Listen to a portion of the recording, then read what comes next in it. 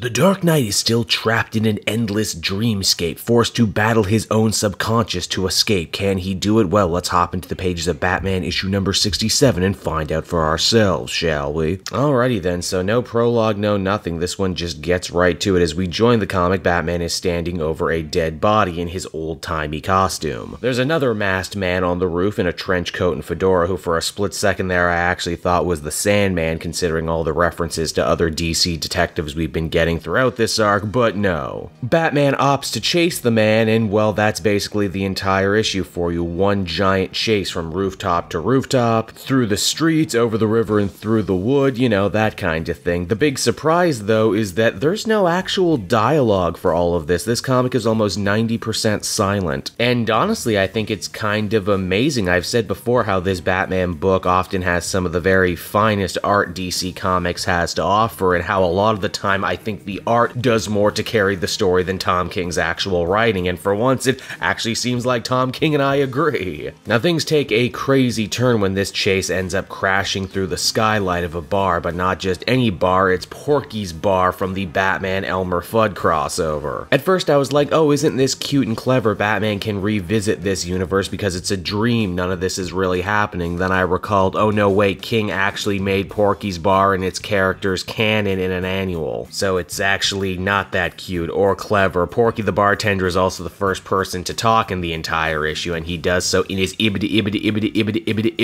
effect. Man, them Warner Brothers sure did love speech impediments, didn't they? The chase between Batman and the Mystery Man end up going to the sewers, which in turn ends up going to the water, wherein Batman finally manages to get his hands on this guy pulling off his mask, and wouldn't you know it, under the mask he's revealed to be the Joker! For you see, his name is actually revealed to be William Ernest Coyote, as in Wile E. Coyote, genius. Batman asks Mr. Coyote why the murder, why the chasing, and he only responds with 2 words, beep beep.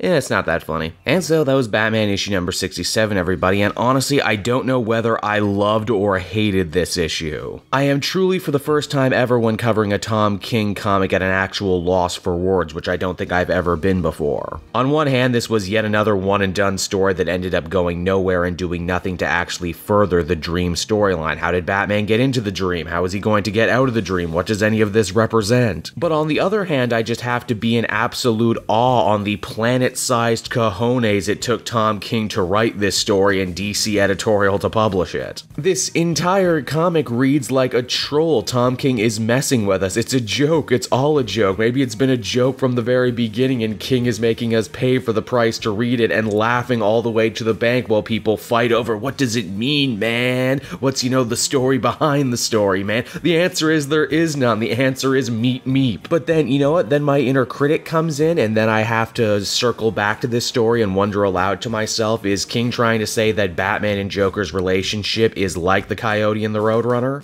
Will they forever be embroiled in this endless game of cat and mouse? But then I think to myself, no wait, maybe the Joker killed the Roadrunner at the beginning and that's what caused Batman to chase him. Also, the Roadrunner never gets hurt in those stories. The joke is literally everything the Coyote does is wrong and ends up blowing up in his face. Does King not understand this, or does he just not care? I almost don't even want to give this story a rating because it's almost not even a story. In fact, I don't think I will. This one broke me. Let's come back and do this again next time. Hey there everyone, it's your old pal Cape Joel, and I want to thank you so much for watching to the end of the video. I hope you enjoyed it, and if you did, why not check out some of these other videos I have available from the channel. Then you can follow me on Twitter and Facebook at Cape Joel, so you're always up to speed on what I'm doing next. And hey, if you're in the market for some comic book trades of your own, might I recommend using my book depository link down in the description. Not only will you get an amazing deal by not having to pay any shipping and handling, but everything you buy via my specific link actually goes to support me in the channel. So